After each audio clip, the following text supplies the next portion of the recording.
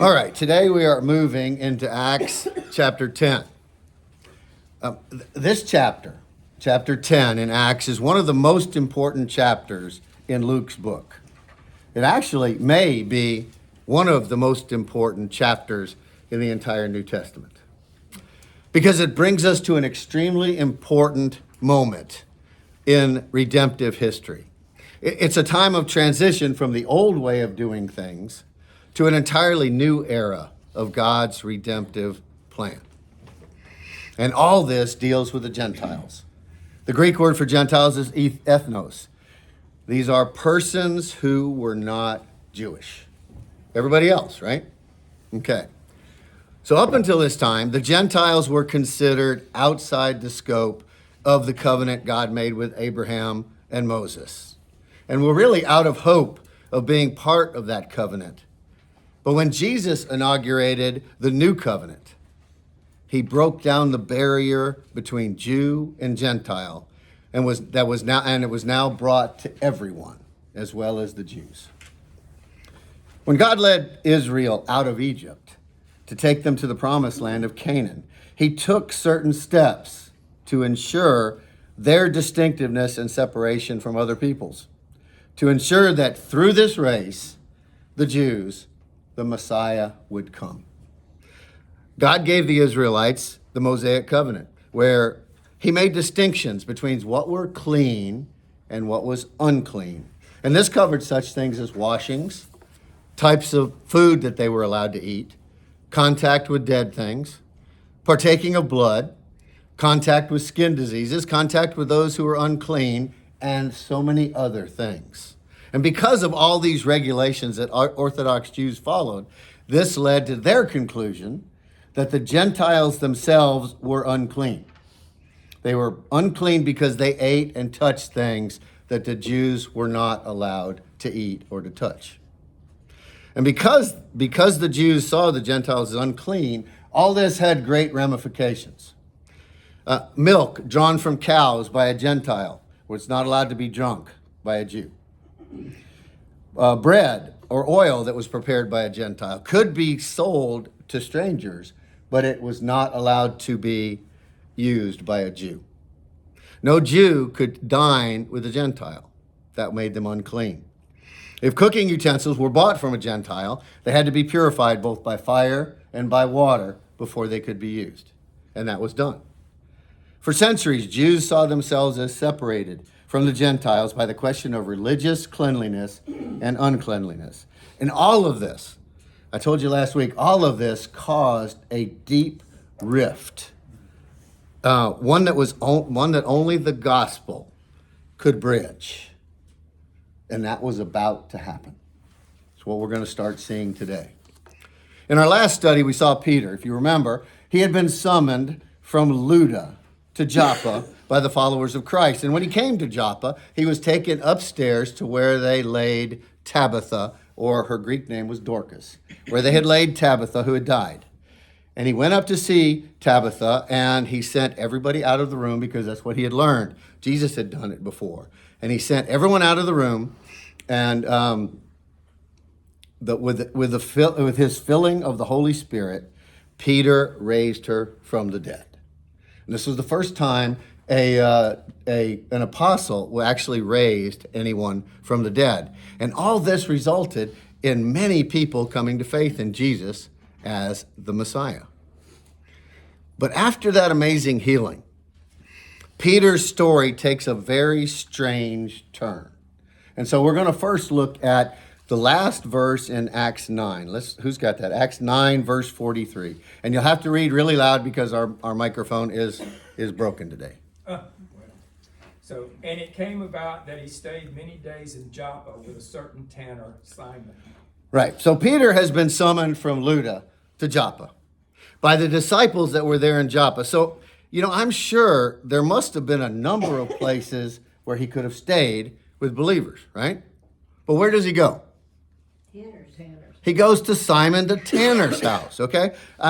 Simon the tanner probably lived outside the city because that's where tanners lived. This was a Jewish Gentile city, so who knows? But he did not live where the Jews lived, okay? So It says his house is by the sea. is by the sea. That's right. So it's probably outside the city. Okay, and Simon was most likely not was a Gentile, not a Jew. And who knows if he was a believer or not? I would tend to think he was not a believer because the gospel had not yet gone out to the Gentiles. Okay, so Peter stays. It says Peter stays there for many days with Simon, and the fact that Peter willingly lodged with a tanner, may actually show the casual approach that a Galilean might have taken to all of this cleanliness, uncleanliness thing. I don't know. A Judean would definitely have been much more wary of actually doing this. But I'm sure Peter knew it was wrong because this man Simon worked with dead animals, okay? And he knew what the scripture said. And all of this had to have been God placing Peter there. Peter might not have understood any of this, but he knew that's where God wanted him. I believe he knew that's where God wanted him. And all of this is laying the groundwork for what is about to happen. And this is when we get into Acts 10. So let's read the first two verses, Acts 10, verses 1 and 2. Now there was a certain man at Caesarea named Cornelius, a centurion of what was called the Italian cohort, a devout man and one who feared God with all his household, and gave many alms to the Jewish people and prayed to God continually. All right, so about 30 miles north of Joppa is Caesarea. And it's actually about 65 miles northwest of Jerusalem, where there was this Roman provincial city, the capital named Caesarea. And this was a Gentile city where the governor lived, all right? And under the governor's leadership were some 3,000 troops, including the Italian cohort. And this was whom Cornelius was with. Cornelius was a centurion, and he commanded 100 soldiers. That's what a centurion did. That's why it's called a centurion. He had 100 troops under his leadership. Okay, and as you know, the Jews despised the Roman occupiers, and they hoped that the Messiah would come. If you remember, they're hoping the Messiah would come and deliver them from this Roman oppression. But behind the scenes, God is orchestrating all of these events to bring Peter and Cornelius together. Cornelius is an officer in the Roman army, making him even more hated by the Jews, and God is arranging all of this behind the scenes. It's so cool. What else does Scripture tell us about Cornelius there? Well, he was He was what? generous. He was generous, but he was what? A devout? Italian. He was of the Italian cohort. He was a devout man, and he what? Feared God. He feared God. And devout is the Greek word Eusebius. And Eusebius actually means reverent, pious, godly. He was a very devout, very devoted man. And he feared God, and that's the Greek word phobio. Phobio means to revere, to have reverence for, not be afraid of, but have reverence for. And so he had very strong reverence for God. And it's interesting here. This man is a Roman, okay? And here we have a class of monotheistic Gentiles. Were Romans monotheistic? No. And here you have a centurion.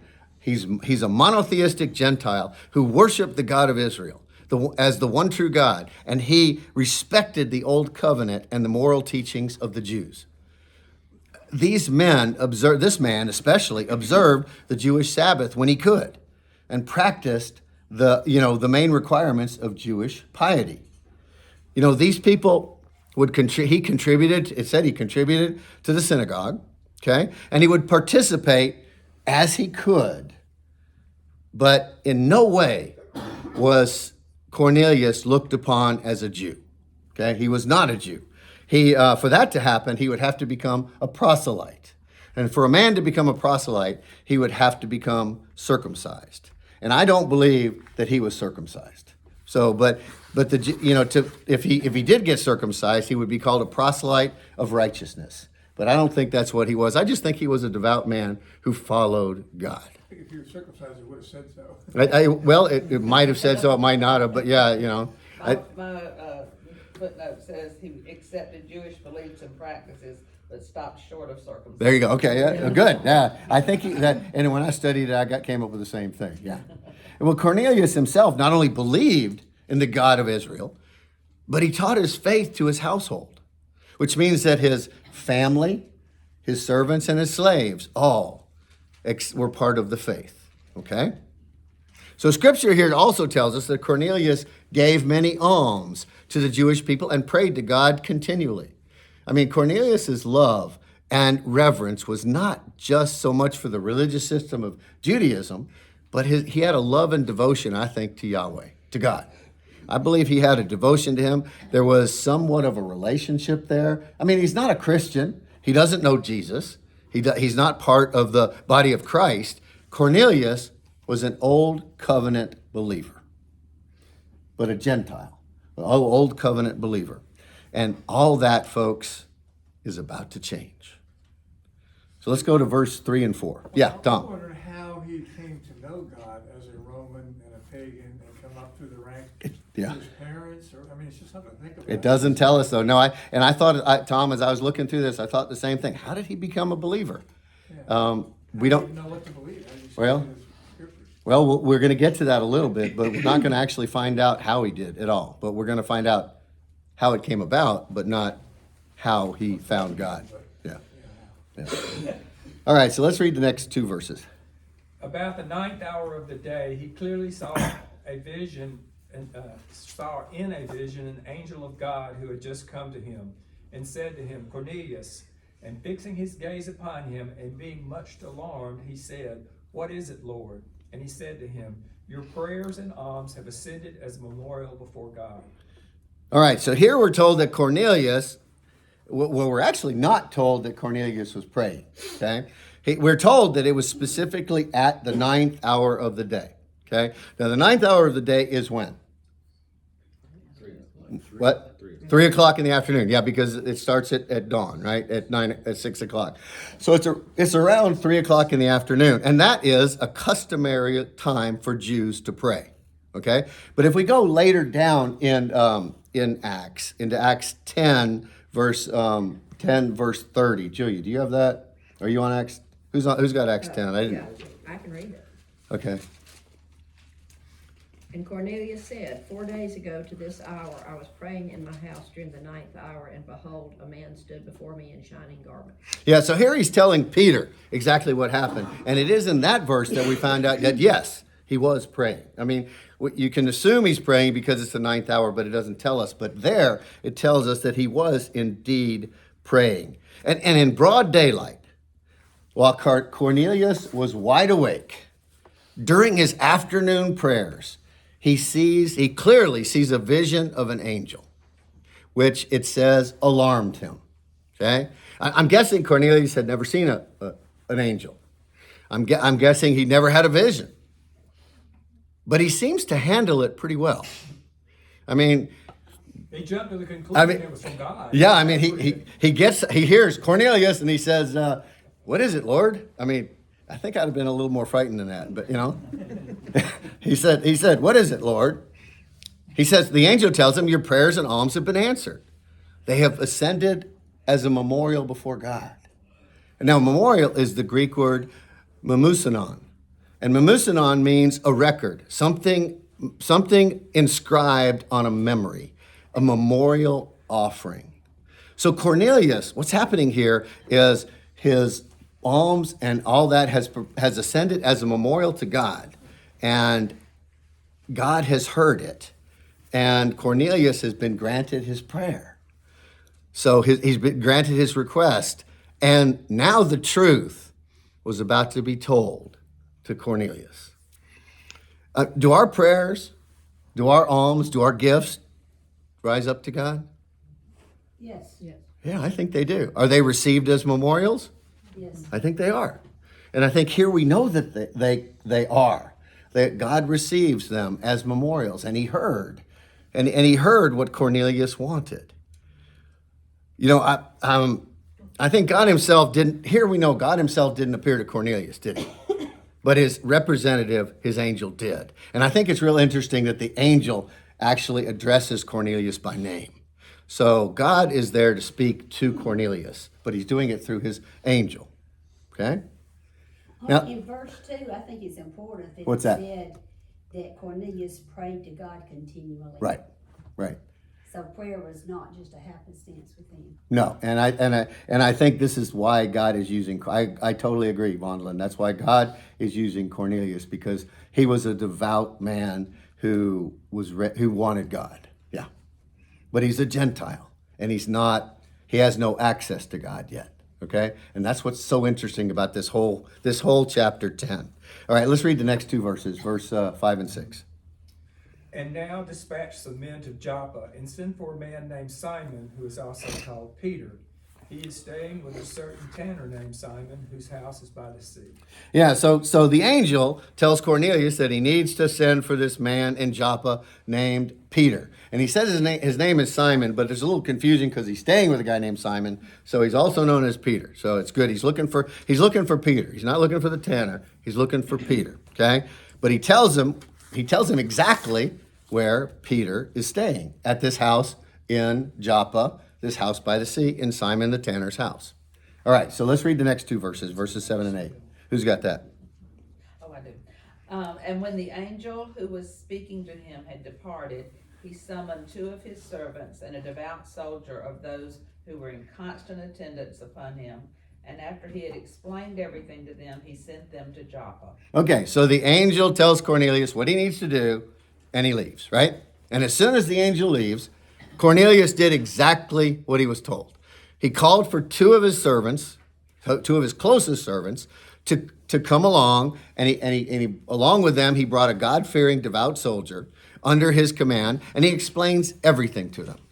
And I'm sure they were probably, kind of taken back by all this, but their duty was to go find this man named Peter, and who was at Simon the tanner's house. And it's interesting that this soldier is also mentioned as devout. Now we have to remember, this is the devotion to Old Covenant Judaism, not to Christianity, but to Old Covenant Judaism, okay? And here we see, actually God seems to be singling out Cornelius. And we know he's singling him out for salvation, right? It's going to happen. But why Cornelius? I mean, there are so many other people who could have first been brought into the New Covenant Church, but why Cornelius? And I think we just answered that just a second ago. Devout man. He was a devout man, and Prayed. he prayed continually. But he was also a man of power. Yeah, It's just like definitely. when he picked Paul Yeah, and transformed him, and look what it did. And Yep. Cornelius is certainly going to have an effect on soldiers and Absolutely. Gentiles. absolutely. Poised in the right place. Yep, to He had affect been someone. demonstrated as a leader of men. absolutely been demonstrated as a leader, but he is looking for God, isn't he? Well, let's look what Jesus tells us in John 6:44 about all this. No one can come to me unless the Father who sent me draws him, and I will raise him up on the last day. Yeah, nobody can come to me unless the Father draws him to me. I mean, Cornelius is indeed seeking God, isn't he? I mean, he's praying continually. He's a devout man. And he's been doing this for some time. But the only reason he was seeking God was because God had drawn him. Because no one can come to me, Jesus said, unless the Father draws him. And so seeking God was because God had drawn him. Cornelius' salvation is all of God, just like all our salvation is all of God coming to us. So God sent his angel to Cornelius to tell him to go get Peter, right? All right, now let's read Acts 10, verse 9. And on the next day, as they were on their way and approaching the city, Peter went up on the housetop about the 6th hour to pray. All right, so it took Cornelius' men probably a day plus to get to Joppa. It's 30 miles, right? So a 30-mile trip is going to take every bit of a day and maybe a little more. I don't know. But so on the next day, they were approaching the city. And Peter went up to the housetop to pray his noontime prayers. All right? That's the 6th hour. That's noontime, okay? Well, they often went up to the housetops to pray because the housetops were flat. It was a patio where they could sit. It was a wonderful place to go, of quiet, relaxation, a great place to pray. All right? So here we have two men, 30 miles apart, all right, who need to be brought together. God had come to Cornelius in a vision, right? And he told him to go get Peter in Joppa. And now, just before his men get to Joppa to get Peter, Peter falls into a trance. So let's read about that trance in verses 10 through 12. And he became hungry and was desiring to eat. But while they were making preparations, he fell into a trance. And he beheld the sky opened up, and a certain object like a great sheet coming down, lowered by four corners to the ground. And there were in it all kinds of four-footed animals and crawling creatures of the earth and birds of the air. All right, so Peter's on the housetop praying, and he's hungry, and he wants something to eat, but he says it's not ready. They were making preparations, but it wasn't ready, so he keeps praying. And then he falls into a trance. Now that's the Greek word ecstasis. And ecstasis means a displacement of the mind, amazement, ecstasy. It's a state brought about by God in which consciousness is either wholly or partly suspended. It's what we call, and it's a trance, okay? He falls into this trance. It's a trance brought on him by God, all right? And as Peter falls into this trance, he sees a vision that's given to him by God. He sees heaven open up, right? And he sees a great sheet that's let down from heaven. And what's in this sheet? Birds and crawling creatures and four-footed animals. Animals, insects, birds, include all kind of four-footed animals, probably pigs, conies. I had to look up conies. That's a rock badger. Yeah, coney. Well, actually, Rock badger is, but a rock badger is a coney, but a coney is a four-footed animal. It's a small animal found in Africa or Asia, and it has hoof-like toes. Okay. There were also camels, plus all kinds of birds and creeping, crawling animals. Okay. And Peter sees all these animals, and then God tells him something. And let's look at what God tells him. Who's got Acts 10, verse 13? Got that. And a voice came to him, "Arise, Peter, kill and eat." Yeah, arise, Peter, kill and eat. Now, for us, this wouldn't be a problem. I'm not a hunter, but many of you are hunters. And he says, arise. Come on in, guys. And Peter's hungry. And Peter's hungry. That's right. So he says, arise, kill and eat. But Peter has a problem with this. Why? You can't eat all those animals, can you? I mean, let's look. Anything that's not clean. Let's look at that. Let's go to Leviticus 11, and let's read it for us, verses 1 through 3. The Lord spoke again to Moses and to Aaron, saying to them, "Speak to the sons of Israel, saying, These are the creatures which you may eat from all the animals that are on the earth. Whatever divides a hoof, thus making split hoofs, and chews the cud among the animals, that you may eat." Yeah, okay. Here we've got God, through Moses, setting up the rules about what the Jews could eat. Okay? And he says, he's very specific. Whatever divides a hoof, making a split hoof, and chews a cud. Not chews a cud without that, or has a split foot and doesn't chew a cud. He's very specific about this. But he lists off, we're not going to read what he lists off, it's about the next 6 or 7 verses. The animals that they could not eat. And that includes pigs, horses, camels, rabbits, rock badgers, other conies, fish without fins and scales, shellfish, clams, oysters, shrimp, crabs, and all other living creatures that creep, plus vultures, hawks, owls, and herons. All these things they could not eat. Why did God make such a distinction between clean and unclean animals, do you think? I think for their health. A lot of those things are not sanitary. That's true.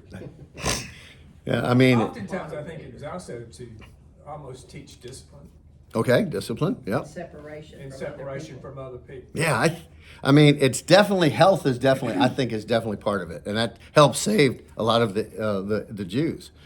But I think the main reason was that God was distinguishing Israel from all other peoples, okay? He was setting them apart.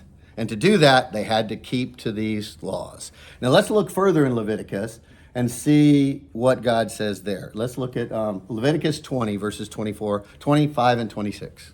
You are therefore to make a distinction between the clean animal and the unclean, and between the unclean bird and the clean. And you shall not make yourselves detestable by animal, or by bird, or by anything that creeps on the ground, which I have separated for you as unclean. Thus you are to be holy to me, for I am the Lord, and am holy, and I have set you apart from the peoples to be mine. Yeah, he says we're going to make a distinction between clean and unclean animals, but I think here God is tying the separation of the dietary laws not only separating from what they're supposed to eat, but he's also separating, it's God's desire for his people to be a separated people unto himself. Yeah, Tom. Think about it, it's a lot like circumcision, of course. Yeah. But eating and what you eat and the distinction is an everyday thing, every minute of every day, Mm-hmm. separated from other people. You wouldn't necessarily know who was circumcised and who wasn't. You wouldn't, no. But you would with their daily eating. With their daily eating Unless you habits. played sports. Yeah. But he says in verse 20, And then women too. yeah. And he says in verse 26 there, he says, for you are to be holy to me, for I, the Lord, am holy. I have set you apart from all the peoples of the earth to be mine. Okay? And that's what he's doing. The distinction of food, all this was a metaphor. This is a picture of what it meant to be a separated people. But this being a separated people was really the point. We're not just talking about food here. God's not just talking about food here, but a distinction that relates to his people, Jew versus Gentile. Okay? And to Peter, who has always obeyed the dietary laws, God says, arise, Peter, kill and eat. And Peter is in a trance, okay? He's having this vision. But he must have been appalled by what he heard. Because how could God be telling me to eat unclean animals? I've never eaten unclean animals.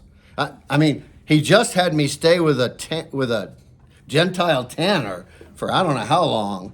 But he said, eating something unclean? No way.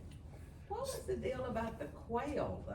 Why could they eat quail, when they were wandering in the desert and God sent the quail? Well, they were given by God, I guess. Yeah. Oh, but he gave them, they Chickens. asked for meat, and he gave them so much that it rotted all around them. Well, I wonder why quail. It's white meat. It's a white meat, yeah. And it's It's good. still a bird. Yeah, it's a bird, yeah, but it was a bird that they could eat, I guess. And maybe they could always eat that bird. I don't know. Yeah. Quail chew they could. All right, so Well, you couldn't eat birds of prey because they touch dead. that's right. things. They touch dead things. All right. So let's see what Peter's told to kill and eat, and let's see what he says. But Peter said, by no means, Lord, for I have never eaten anything unholy and unclean. Yeah, so here Peter is given a command from God, and Peter tells him, no way. No, by no means, Lord. Not going to do that. Can he do that? Funny, and then I thought we talk back to God all the time. Yeah. And tell him no. Yeah, but does God verbally tell you something, and you verbally told him back? My spirit, and I There you know go. his voice. Yeah. I mean, how can Peter do this? How can Peter tell God no? I mean, before we get too hard on Peter, let's think about this. Peter's hearing a voice, okay? He knows it to be God, all right? And this voice is telling him to violate the clear teaching of God's holy word.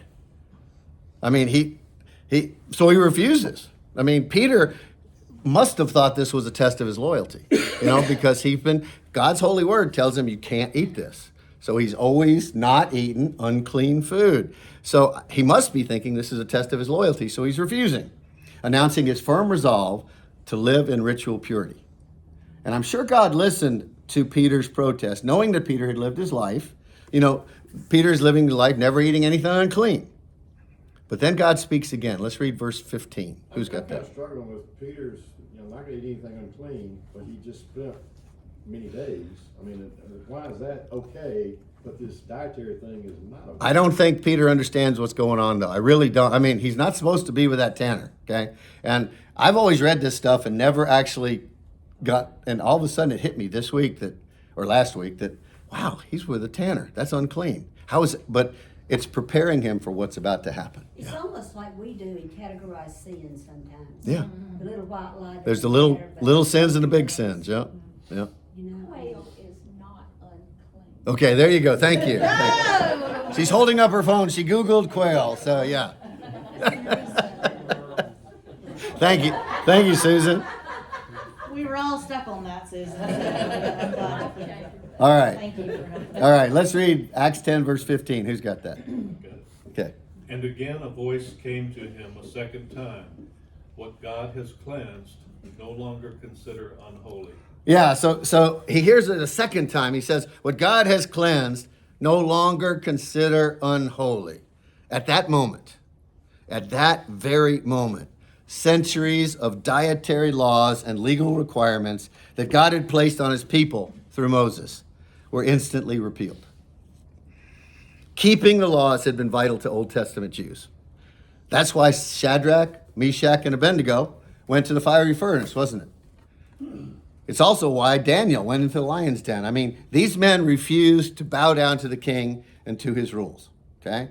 They put their lives on the line for it. And now, all of a sudden, God is changing the rules. What God has cleansed, no longer consider unholy. All right, now this may seem whimsical and erratic of God to do this to you. God does not change his mind, does he? No, he doesn't. But we must understand that when God legislated the law to his people in the Old Testament, he did so in two different ways. On the first hand, God gave the laws that came out of his own character, which if ever repealed, would violate his own sanctity and God's own holiness. God will never repeal his moral law, what we call his 10 Commandments, because to do so would deny his own very character. Those laws, I believe, remain forever. But here, there are other rules that God set down that man actually, the rabbis, took God's rules and expanded them, okay? But these are the rules that God set down for historical purposes. He created a nation of Jews, called them for a purpose, to be a holy priesthood to the world, to maintain their Jewish purity and their identity. They were given these dietary laws, and they were given these laws until the Messiah came, and until the coming of Christ, and that Christ was the one who tore down the wall of separation and began to build his church. And Paul tells us all that in Ephesians. So if you'll read that, Ephesians 2, verses 14 and 15. For he himself is our peace, who made both groups into one, and broke down the barrier of the dividing wall by abolishing in his flesh the enmity, which is the law of commandments contained in ordinances, so that in himself he might make the two into one new man, thus establishing peace. Yeah, Christ broke down the barrier of the dividing wall, abolishing in his flesh the enmity, the law of commandments. He did that. So God was very pointed in what he was telling Peter here. He says, what God has cleansed, no longer consider unholy. So let's read the next verse in Acts. Acts 10, verse 46. Can I ask a question? Yeah, sure. Yeah, You're gonna get really mad at me. I won't. I think this is a good place to stop because I forgot to talk about the Christmas part. Wow.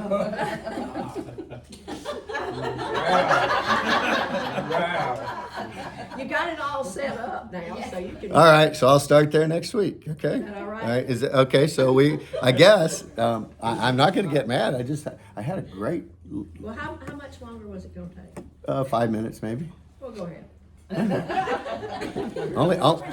Maybe. But we do have to talk about the Christmas You are a party, please. beneficiary of her discretion. Yeah, there you go.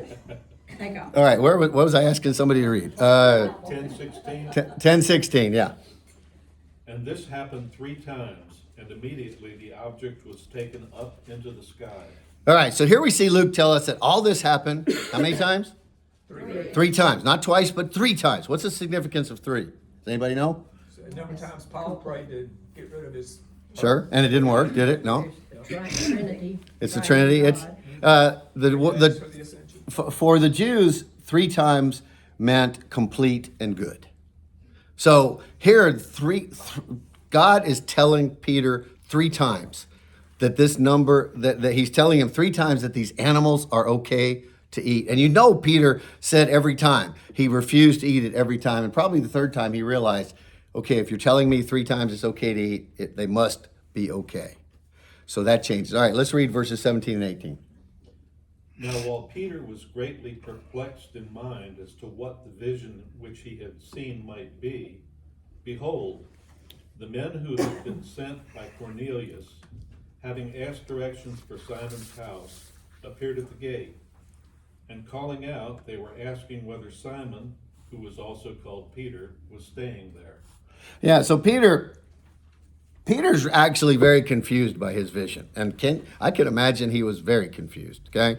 Because everything is changing. In this vision, everything is changing, okay? And he's trying to figure out what it meant. And while he's pondering, while he's perplexing over all this, Cornelius' 3 men show up at Simon's house looking for Peter. And just as we saw in Acts 8, we saw how God timed Philip when he got there right at the right time for the Ethiopian eunuch for his chariot, and he got there exactly at just the right moment to be there when the Ethiopian eunuch was there. Well, here we see the servants of Cornelius arriving at precisely the exact moment when he needs to clarify the divine instructions divine instructions that Peter was just given.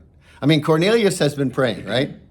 He's been given a vision, which prepares him to receive instruction from Peter. Peter's praying, and he receives a vision, which prepares him and disposes him to give instructions to Cornelius. And since you want to talk, we will quit there and we'll start there next week. Okay?